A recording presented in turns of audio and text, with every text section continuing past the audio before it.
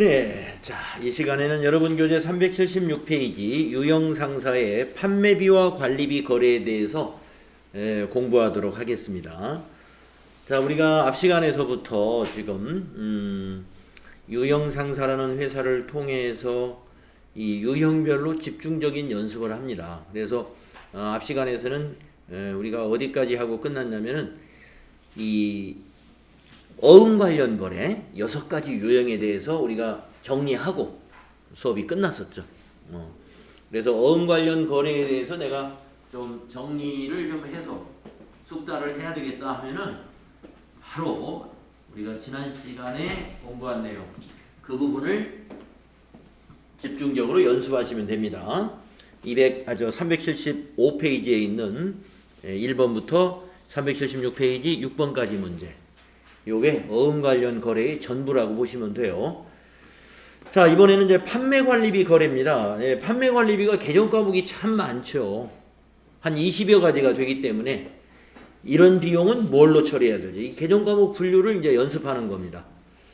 자, 1번 문제는 쉽습니다. 급여니까 판매 관리비에 급여라는 개정 과목이 있어요. 그래서 급여로 분류한다는 것은 뭐 어렵지 않은데 급여 지급 시 회계 처리는 우리가 좀 시험에 잘 나오니까 잘 알아둬야 됩니다.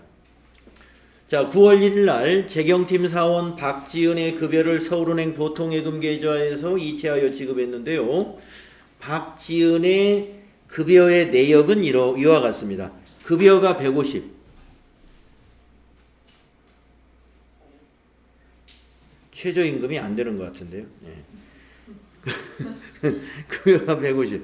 그 다음에 여기까지죠. 국민연금, 건강보험료, 소득세, 지방소득세 여기까지죠. 여기가 예수금. 그 다음에 차감지급액이 여기 있는 보통예금. 이렇게 정리가 되는 거죠. 네. 그래서 여러분 급여대장을 보고 회계 처리할 때는요, 개정 과목 3개를 정리해야 됩니다. 총 급여, 그거는 차변의 급여, 비용 발생.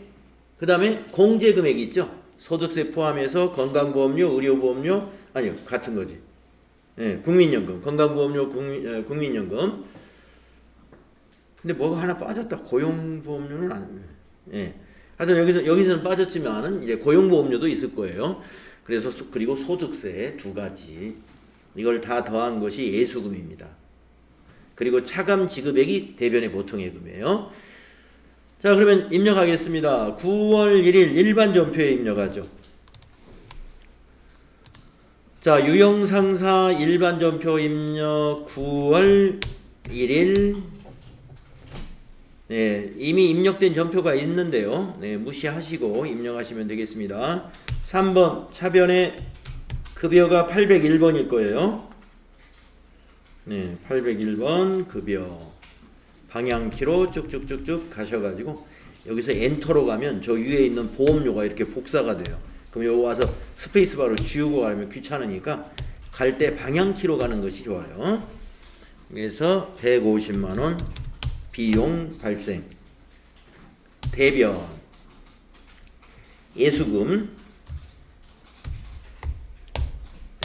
12월은 예수님이 오신 날이죠. 254번 예수금. 네. 예수금이 이제 이제 이렇게 하면 예수금을 계산을 해야 되니까 고치겠습니다. 대변에 보통예금을 먼저 입력하겠습니다.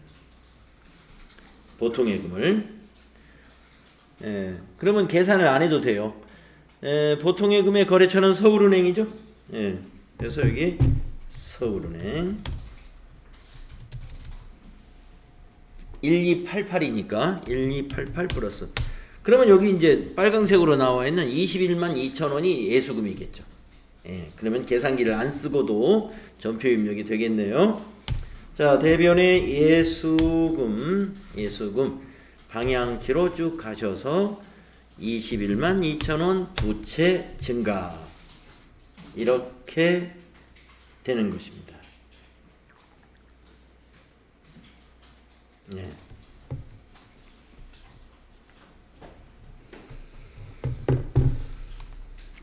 자, 급여 지급 시 회계 처리. 차변에 급여 하시는데 급여는 여기 총 급여를 급여로 비용 처리하시면 돼요. 다음에 9월 2일 날 종업원들에게 지급할 작업복을 구입하고 대금 21만 원을 삼성카드로 결제했습니다. 여러분, 종업원에게 지급하는 작업복, 작업모 또는 작업화 이런 거 있죠? 안전화 같은 거, 뭐 안전 헬멧 이런 거 작업모라고도 할 수 있고, 종업원들에게 지급해주는 유니폼 같은 겁니다. 네. 그 현장직 같으면 이제 안전화라든가 무슨 안전모라든가 이런 작업복 이런 거 모두 복리후생비로 처리하시면 돼요. 복리후생비. 예. 뭐 유니폼비 모두 복리후생비입니다. 자, 근데 대금을 어떻게 했냐면은 작업복을 구입하고서 대금을 삼성카드가 아마 법인카드인 모양인데 결제를 했습니다. 그러면 대변은 뭐죠? 예, 미지급금이죠. 자, 입력합시다. 차변의 복리후생비, 대변의 미지급금. 9월 2일로 날짜 바꿔주시고 3번 차변에 801번 811번 복리후생비 금액은 12만원 되겠고요. 대변은 253번 미지급금 거래처가 삼성카드가 거래처가 되어야 됩니다. 예, 미안합니다. 21만 원이죠. 금액 고치겠습니다. 21만. 네, 이렇게 해주시는 거죠.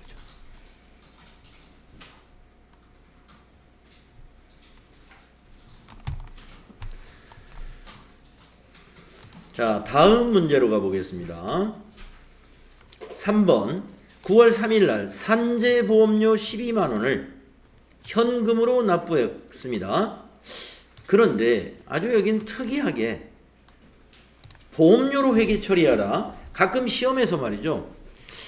수험생이 개정 과목을 이렇게 판단해서 입력을 해야 되는데 괄호 해놓고 뭐로 회계 처리해라. 개정 과목을 딱 찍어주고요. 특정해주는 문제가 있어요. 그대로 해야 됩니다. 예. 자기 생각을 그때는 내 생각대로 해서는 안 돼요. 보험료로 해야 돼요. 그런데 이건 알아야 돼요. 이 말이 없을 때 이거 보험료로 하는 거 아니에요. 자, 여러분 회사의 보험료는요. 보험료는 회사의 재산을 보호하기 위해서 회사가 피보험자라고 그러죠. 그 혜택을 입는 거. 예. 만약에 이제 보험이라는 것은 이 보험 계약자가 있고 이제 피보험자가 있고 그러잖아요. 그러면 이제 회사의 보험료로 처리할 수 있는 것은 뭐 공장이라든가 회사의 건물이라든가 이런 거에 화재 보험료라든가 회사가 또 승용차나 화물차 같은 것을 구입하게 되면은 화물차, 승용차 차량 운행하려면 차량 보험 가입해야 되죠. 그런 보험료. 왜? 그게 회사의 보험료입니다. 그러면 산재보험료는 무슨 보험료냐면은 직원들이 근무 중에 다쳤을 때 근무 중에 다치면은요 자기 뭐 사소하게 다치면 그냥 동네 병원 가가지고 내 거 건강보험료로 이렇게 치료를 할 수도 있겠지만 많이 다치면은요 건강보험료를 하면 안 돼요. 예, 산재 처리해가지고 산재보험에서 치료받고 만약에 그보다 더 심각한 문제가 발생했을 때는 나중에 산재에서 연금도 받고 그럴 수가 있어요. 그 근로에 무슨 장애 같은 걸 입게 되면은. 자, 그렇기 때문에 산재보험료는 본인이 납부를 안 합니다. 회사가 납부를 해줘요. 예, 그게 법률로 그렇게 되어 있어요. 산재보험에 가입해 주도록 되어 있거든요. 그래서 산재보험료는 어떤 차원이냐면은 복리후생 차원이에요. 회사의 재산을 지키려고 보험에 가입하는 것이 아닙니다. 산재보험은 회사가 100% 부담을 하는데 이것은 직원들의 복리후생을 위해서 하는 것이죠. 그래서 여기서 보험료로 회계 처리하라는 말이 없으면 이것도 복리후생비로 해야 돼요. 작업복처럼. 자, 그런데 지금 9월 3일 거 요 문제에서는 보험료로 회계 처리하라 했기 때문에 보험료로 합니다.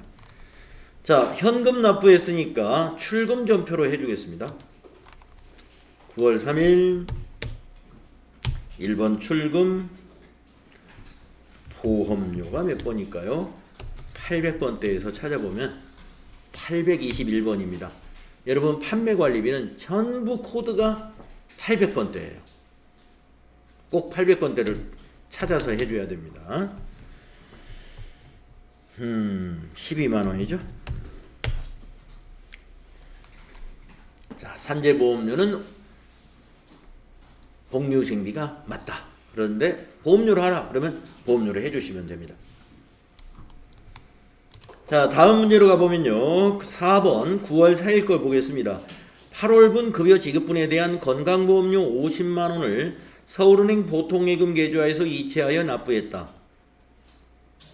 네, 보통예금으로 납부했으니까 대변에는 보통예금이 돼야 되겠군요. 개정과목 하나는 보통예금이고. 그런데 이 건강보험료가 50%는 급여 지급 시 원천 징수한 거니까 이건 예수금. 그리고 50%는 회사가 부담한 거니까 복리후생비. 네. 자, 이 건강보험료도 이게 보험료가 아니에요. 네. 건강보험료는 직원들의 복리후생을 위해서 회사가 절반을 지원해 주는 거죠. 그래서 복리후생비로 처리합니다. 회사 부담분을 복리후생비로 처리하고 있다. 네. 그래서 회사 부담분을 복리후생비로 처리하고 있다라는 추가적인 설명이 없다 하더라도 우리는 복리후생비로 하면 맞습니다. 자, 그러면 대변이 보통예금이니까요. 대변부터 먼저 입력해 볼까요? 9월 4일 대변의 103번 서울은행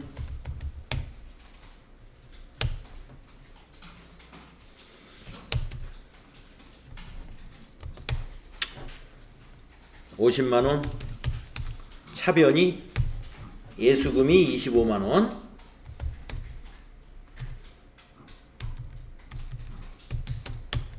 이렇게요. 또 차변이 811번 복리후생비가 25만원, 이렇게 돼야 됩니다. 예수금은 부채 감소, 그리고 복리후생비는 회사의 비용 발생.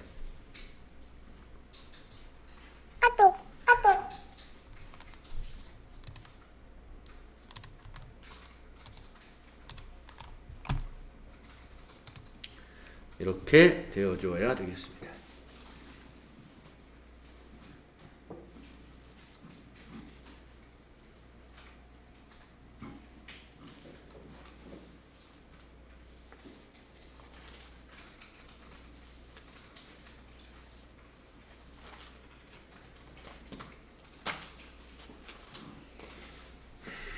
자, 다음 문제를 보겠습니다.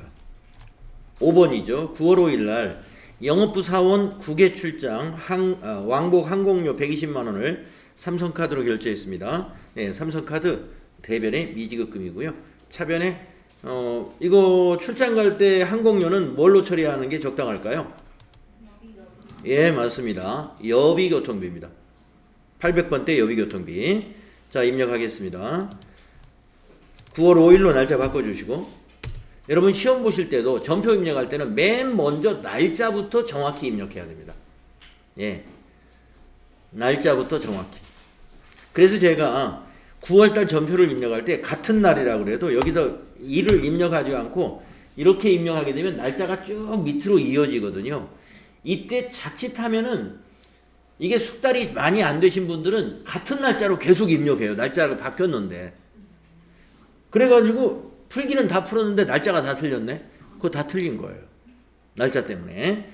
그래서 일부러 지금 연습을 원래는 지금처럼 9월달 전표를 한꺼번에 쭉 입력하는 거잖아요. 이게 말하자면 여러분이 실제로 업무를 이렇게 할 때는 매번 위에서 날짜 안 바꾸고 밑에서 날짜를 입력해 가면서 하는 게 더 편해요. 그런데 자칫하면 그게 숙달이 잘 안 된 사람은 날짜를 안 바꾸고 계속 입력한다 이거예요. 그래서 저희가 지금 입력하는 방법을 꼭 여기다가 전표 입력할 때마다 날짜를 꼬박꼬박 입력하는 것으로 지금 연습하는 겁니다. 시험 때도 그렇게 하시라고. 그래서 이렇게 하면 됩니다. 9월 5일 하시고 차변에 여비 교통비 120만 원이고요. 여비 교통비는 812번입니다. 대변에 미지급금 삼성카드가 120만 원이 돼야 된다.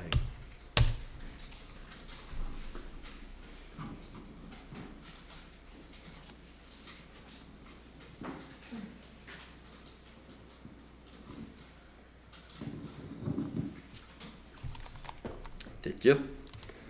다음에 6번 보겠습니다. 9월 6일 날 거래처 직원의 청첩장을 받고, 거래처 직원이죠? 그러면 접대비예요.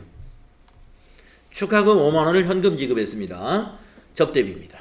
만약에 관리부 직원의 청첩장을 받고 경조금으로 지급했다. 네, 축하금으로, 경조비, 축하금으로. 그러면 그건 복리후생비입니다. 네. 그런데 거래처 직원이기 때문에 거래처 직원의 결혼식에 축하금 준 것은 접대비 처리하시면 돼요. 자, 현금으로 지급했으니까 출금전표로 쓰겠습니다. 9월 6일로 날짜 바꿔주시고 9월 6일로 날짜 바꿔주시고 출금 접대비 813번입니다. 5만원 이렇게 하시면 되겠습니다.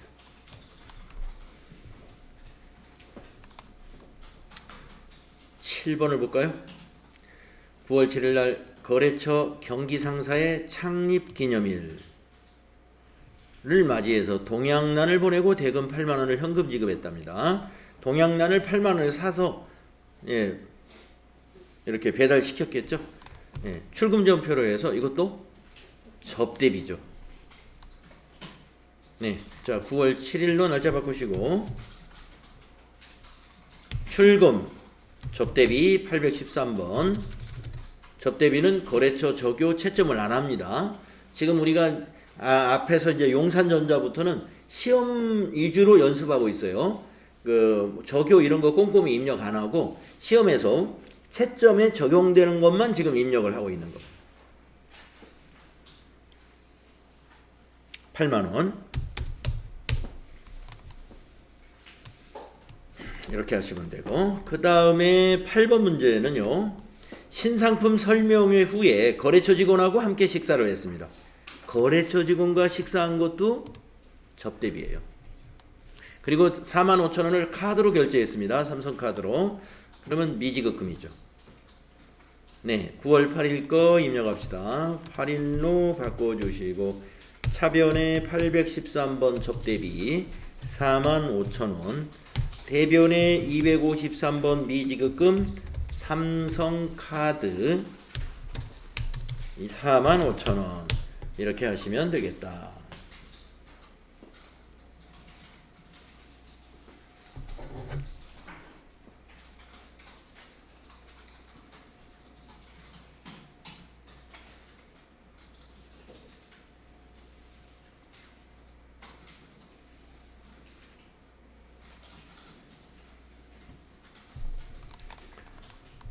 다음 문제 보겠습니다. 9번 문제죠.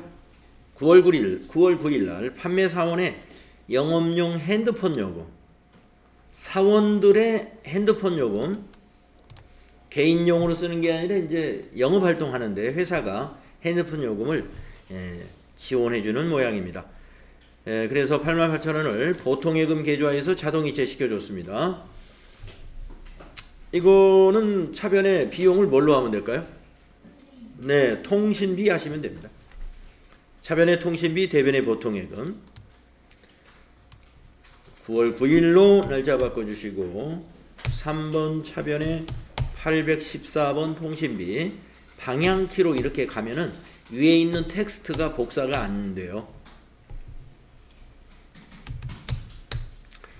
4번 대변에 103번 보통예금 서울은행 88,000원. 차변의 통신비, 대변의 보통예금이다 이거죠.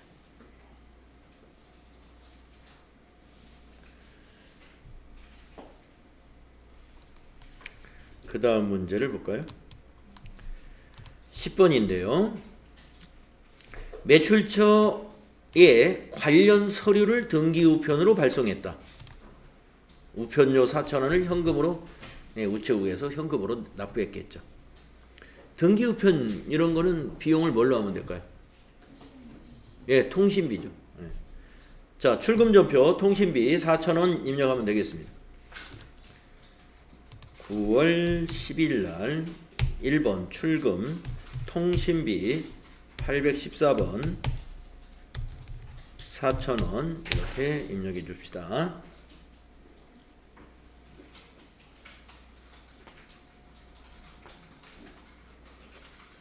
그래서 지금 판매관리비를 801번 급여, 811번 복리후생비, 821번 보험료, 그 다음에 812번 여비교통비, 813번 접대비, 814번 지금 통신비, 이렇게 6가지 했네요. 6가지. 뭐 코드를 그렇게 일부러 외울 필요는 없습니다. 외울 필요는 없는데 여러분도 연습 많이 하다 보면 판매관리비를 집중적으로 연습하다 보면 자연적으로 외워져요. 이게 복리후생비가 811이구나. 그 다음 번호가 여비교통비네. 812. 이렇게 하나씩 늘어나더라고요. 점점. 자, 그러면은 이제 11번 문제를 가보겠습니다. 11번 좀 내용이 다르네요. 9월 11일 날 수도요금이네요. 수도요금 3만원을 보통예금 계좌에서 자동 이체했습니다. 수도요금 개정과목을 뭘로 하면 될까요? 예, 여러분 판매관리비 개정과목에 수도자 들어가는 개정과목이 있어요. 예, 수도가 들어가요. 수도, 광 이게 이제 전기라는 뜻이죠. 광이. 그 다음에 열 난로라는 뜻이죠. 난로. 수도광열비. 그래서 옛날에는 이 수도광열비라는 판매관리비에 전기요금까지 포함을 시켰었어요. 그런데 몇 년 전부터 이 판매관리비에 수도광열비에 전기요금이 너무 많이 차지하게 됩니다. 이 사무실에 OA 기기가 굉장히 많아지면서 사무실에서의 이 전력비가 굉장히 규모가 커졌어요. 과거에 비해서. 그래가지고 전력비를 따로 뺐어요. 아시겠죠? 그래서 수도광열비에는 지금은 이 광자는 넣지 않습니다. 그래서 뭐 수도열비 이런 개념 과목은 없고 옛날에 쓰던 수도광열비 개념 과목을 쓰는데 여기에 포함되는 것은 수도하고 열하고. 그러니까 난로에 쓰는 게 뭐예요? 기름을 사무실에서 기름을 샀다든가 도시가스 요금을 냈다든가 이런 게 다 수도광열비에 포함이 됩니다. LPG 가스, 도시가스, 아니면 석유를 샀다. 되게 이제 석유 난로잖아요. 예, 석유 난로 쓰는 사무실도 있을 수 있죠. 자, 그래서 수도광열비에는 수도요금과 난로와 관련된 그런 연료비 이런 것이 수도광열비에 해당이 된다. 자, 그러면 차변의 수도광열비, 대변의 보통예금 입력하시면 되겠네요. 9월 11일 날짜 입력해 주시고 3번 차변의 수도광열비 815번 3만원, 대변은 103번 보통예금 서울은행 3만원 되겠습니다. 그 다음 번호도 아까 설명을 드렸어요. 난방용 유류 20만원. 주유소에서 구입하고 대금을 현금으로 지급했다. 이건 출금으로 쓰면 되겠네요. 수도광열비로. 12일로 날짜 바꿔주시고 출금 815 수도광열비 20만 원 이렇게 입력해 주시면 되겠습니다. 그래서 난방용 연료비하고 수도요금을 수도강렬비로 처리하시면 되겠다.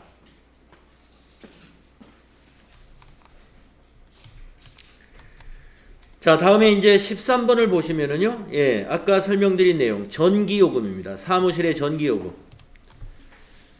전기요금 23만 원이 서울은행 보통예금 계좌에서 자동 이체되었습니다. 전력비로 회계 처리하시오. 예, 전력비로 하라고 안 해도 이거 전력비 해야 돼요. 예, 전력비로 하는 게 맞습니다. 자, 9월 13일로 날짜 바꿔주시고,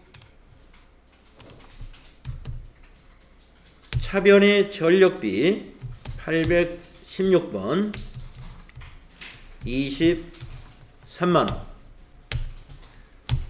대변의 103번 보통예금 서울은행이 되겠습니다. 23만원. 네. 차변의 전력비, 대변의 보통예금이다.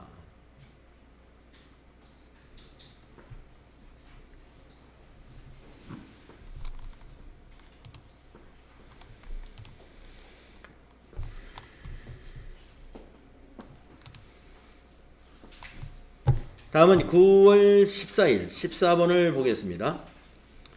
영업부에서 사용 중인 상품 운송용 트럭에 대해서 자동차세 8만원. 네. 우리가 이제 자동차를 보유하고 있으면 자동차 보유에 따른 세금을 내고 있죠. 네. 자동차세. 현금으로 납부했다. 현금으로 납부했다. 그러면 출금전표로 쓰면 되는데요. 자동차세는 개정 과목이 뭘까요? 차량 유지비? 세금과 공과? 세금과 공과금으로 처리하시면 돼요. 제가 자동차세, 예, 이런 것은 차량 유지비로 넣지 말라고 그랬어요. 차량 관련 세금은 차량 유지비로 넣지 마시고 세금과 공과금으로 하는데, 차량 관련 세금 중에 차량 취득세는 뭐로 해야 됩니까? 차량 운반구 취득원가. 차량 운반구로 자산 처리해야 돼요. 우리가 차량 관련 세금이라는 것은 그 정도로 나올 수 있습니다. 차량 취득 시 취득세, 이거는 차량의 취득원가에 포함시켜요. 자산 처리하라 이거예요. 차량 운반구. 그리고 차량을 보유하고 있으면 또 자동차세를 내야 돼요. 이 자동차세는 세금과 공과금. 영업부에서 사용한다고 왜 그랬을까요? 판매 관리비로 처리하라는 거죠. 예, 판매 관리비로 처리하라, 이런 의미입니다. 그래서 800번대 차량 세금과 공과금으로 출금전표 입력하겠습니다. 9월 14일로 바꿔주시고 출금 세금과 공과금 817번.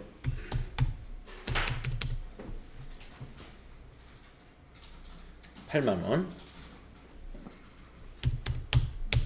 이렇게 입력하시면 되겠네요.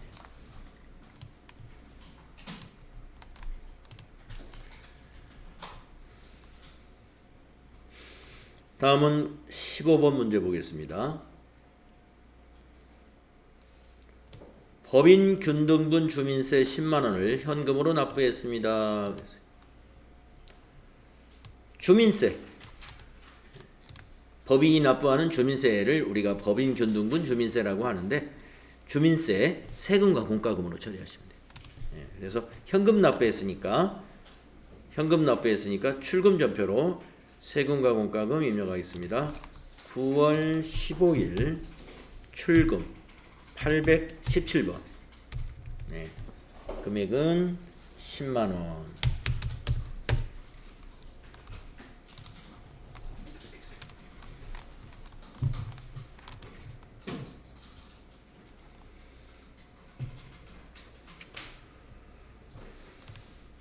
우리가 이제 법인이 예금을 했다가 벌어들인 이자 소득에 대해서 세금을 원천징수 당하는 경우는 그거는 선납세금이라는 걸로 했다가 나중에 법인세 비용으로 대체를 시키거든요. 그거는 법인이 벌어들인 소득에 관한 세금이기 때문에 선납세금 처리했다가 나중에 그걸 법인세로 처리해요. 근데 왜 주민세는 법인세가 아니냐? 이거는 소득에 따라서 내는 세금이 아니고 법인 설립만 하고 영업 안 하고 있어도 이건 세금을 내는 거예요. 예, 법인 등기만 돼 있으면. 그래서 이건 법인 소득과 관계없는 법인에게 일괄적으로 과세하는 그런 세금이기 때문에 이거는 세금과 공과금이 되는 겁니다. 판매 관리비로 보는 거예요. 이걸 법인세로 하시면 안 돼요.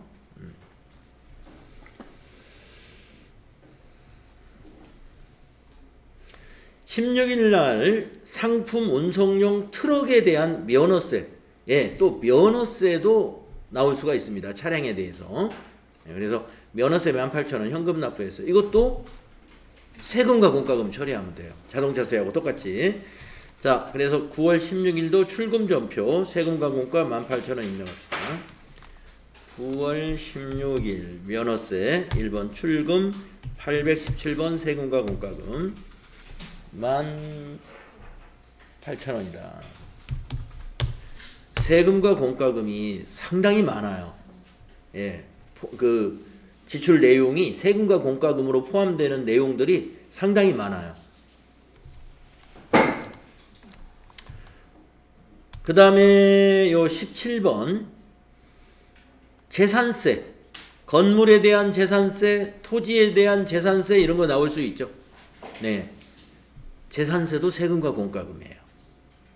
현금 납부했으니까 이것도 출금으로 해서 817번 세금과 공과금으로 입력합시다. 17일로 바꿔주시고 출금 세금과 공과금 중에서 꼭 817번 골라야 됩니다. 517번으로 하면 안 돼요. 80만원.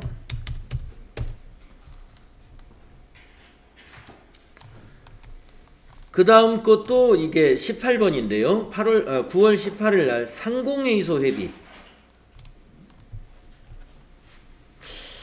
그러니까 이제 상공회의소 회비는 무조건 세금과 공과금으로 처리하시면 돼요. 근데 만약에 우리 회사 대표이사가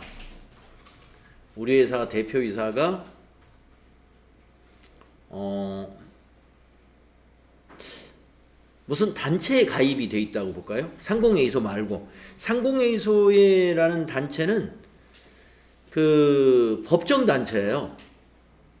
예, 경제단체이고 아주 유명한 경제단체잖아요. 그리고 기업들이 이렇게 아마 그 무슨 법률에 의한 것인지 모르겠지만 법적 근거가 있어요. 법률에 의해서 설립된 단체입니다.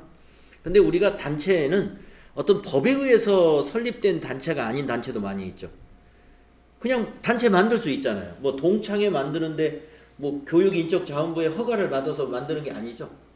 동창회 같은 거.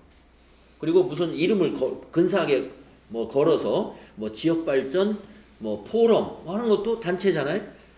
그거 무슨 시장 허가 받아서 단체 만드는 거 아니죠. 그렇습니다. 그러니까 어떤 법률에 의해서 만든 단체가 아닌 임의단체라고 그래요. 동창회 이런 거. 그러니까 예를 들어서 우리 회사 대표이사가 경기 지역발전 포럼이라는 단체가 있다고 봅시다. 뭐 지역발전회라는 단체가 있든지 거기에 대표이사가 회원으로 돼 있어요. 그래가지고 거기 회비 1년 회비 100만 원을 납부하게 됐다. 회사에서 뭐 우리 대표이사가 거기 회원이니까 납부를 해준 거예요. 세금과 공과금으로 처리할 수 없습니다.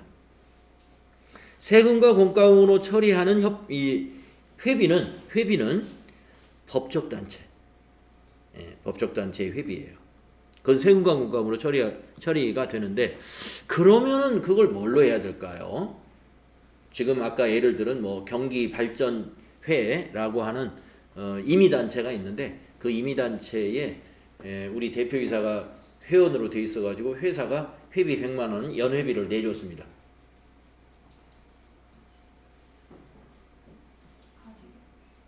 가지급금으로 해서 사장님한테 돈을 받아야 된다. 그것도 하나의 방법이에요. 뭐 그렇게 어떤 회사는 그런 의사결정을 할 수도 있습니다. 근데 사장님이 그건 싫다고 그래. 예. 야, 이거 내가 이거 뭐 이게 우리 회사를 위해서 내가 대신해서 거기 가입을 한 거니까 내가 이 회사의 대표이사가 아니면 나 거기 가입할 필요가 없어. 내가 이 회사의 대표이사이기 때문에 나는 거기 가입을 안 할 수가 없잖아 해서 이제 가입한 거면 회사가 돈을 내줘야 돼. 회비를. 그렇다면 뭘로 하면 될까요? 잡비. 대개 기부금 처리합니다. 기부금. 네, 기부금. 그 단체에 기부한 거예요, 결국에. 예. 기부금. 그래서 뭐 그렇게까지 시험에 나오진 않을 겁니다. 네. 그런데 우리가 이제 급수가 올라가면은 FAT 1급 수준에서는 이제 상공회의소 회비가 아주 그 대표적으로 시험에 나와요. 이런 거. 세금과 공과금 처리하시면 되고 TAT 2급이나 이제 더 올라가면은 난데없는 뭐 동창회 회비를 납부했다 이런 거 나온단 말이에요. 예, 대표이사의 땡땡 대학교 동창회 회비를 얼마 납부했다. 그리고 회사 비용으로 처리한다 그러면 그거는 기부금 처리합니다. 기부. 아니면 뭐 아까 가지급금 처리할 수도 있어요. 아 이건 회사가 내줄 이유가 없는데 그런 것은 네 대표이사의 급여에서 공제해야죠. 회사가 일단 내주긴 하고 네 가지급금으로 처리할 수도 있어요. 자 상공회의소 회비는 세금과 공과금 처리해 주시면 됩니다. 예, 법적 단체 회비 세금과 공과금이다. 자 9월 18일 날 이렇게 입니다. 현금으로 납부했죠. 출금으로 817번 5만원 이렇게 하시면 된다.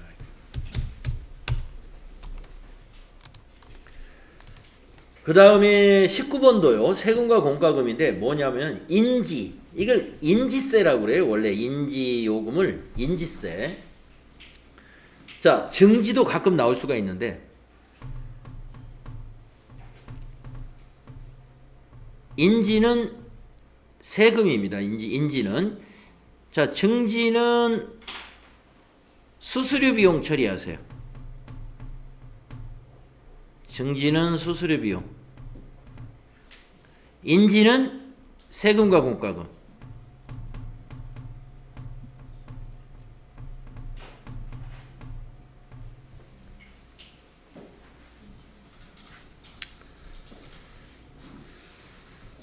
네, 그래서 우리가 인지라고 이렇게 우표처럼 인지를 사서 뭐 붙이기도 하고 지금은 전자 인지기 때문에 그냥 인지세 얼마 내세요. 돈 내면 공무원 그 담당 공무원이 알아서 전자적으로 처리를 해주죠.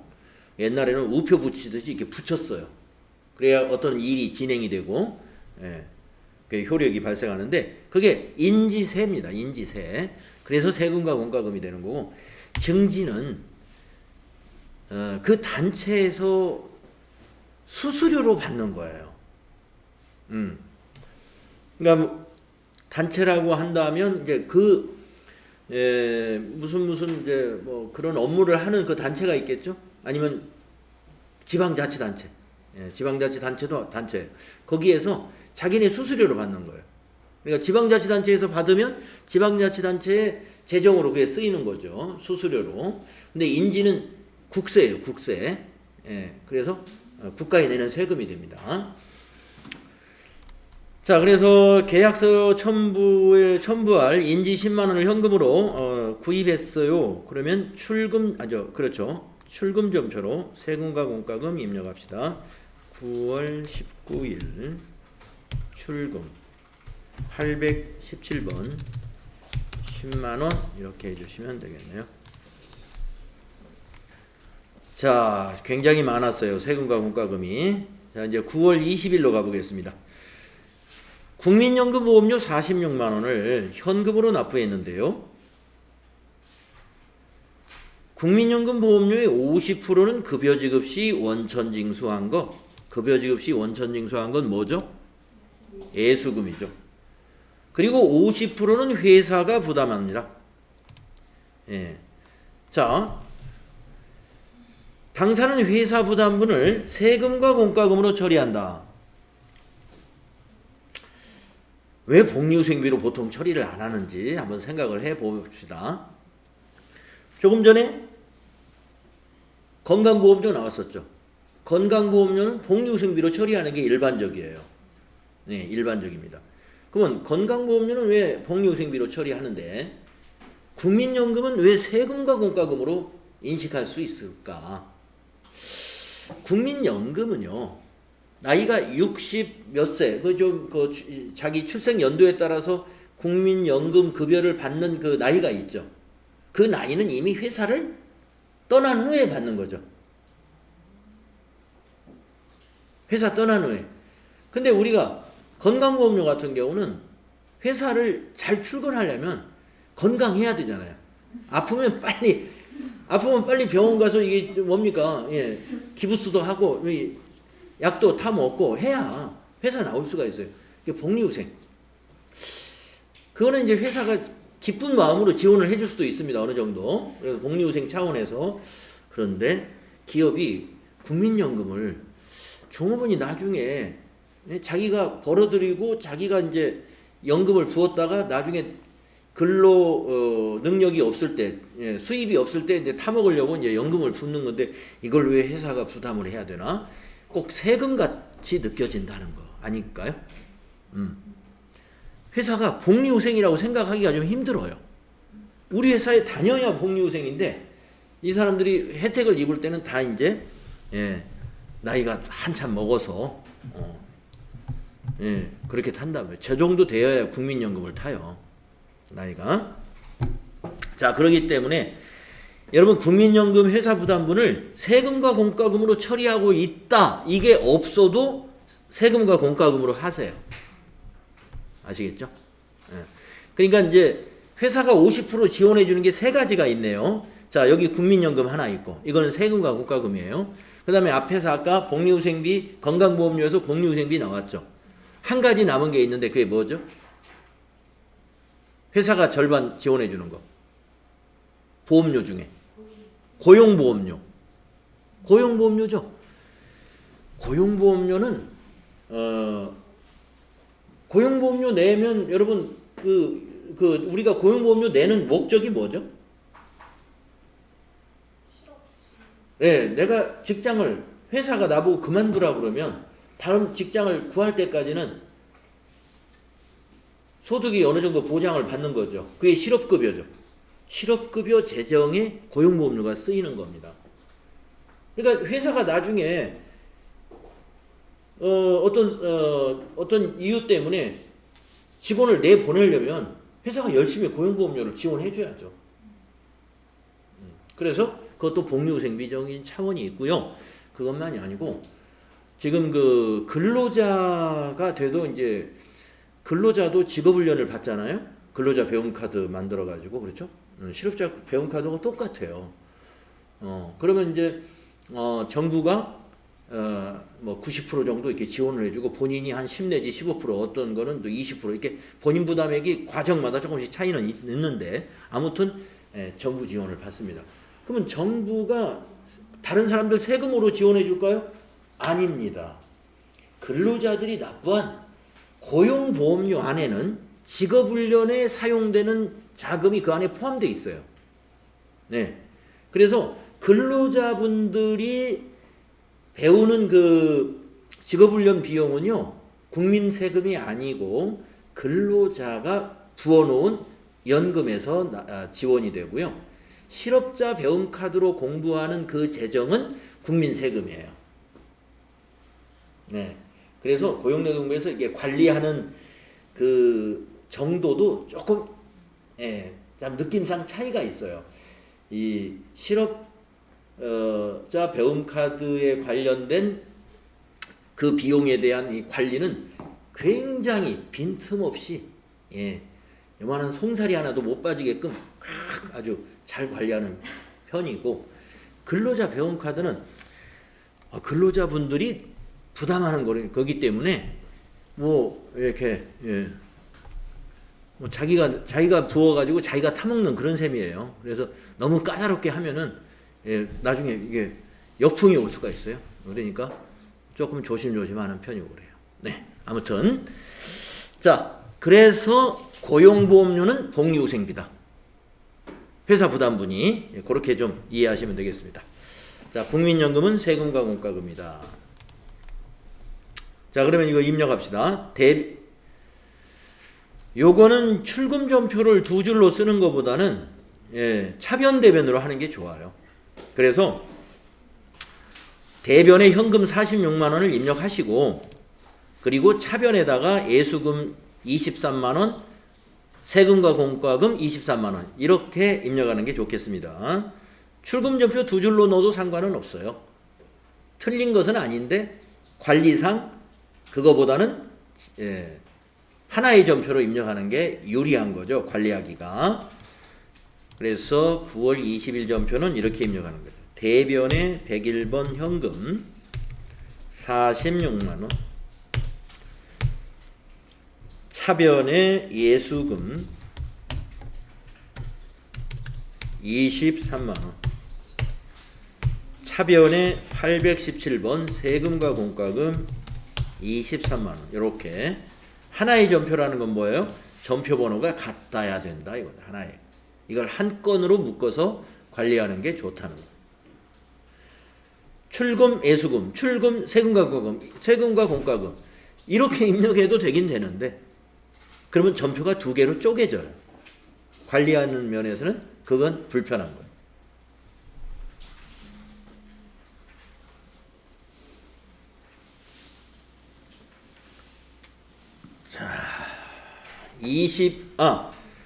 우리가 좀 쉬었다 가야 될 시간이 됐습니다. 네. 너무 열심히 했네요. 자, 여기서 끊었다가 네, 다음 시간에 하겠습니다.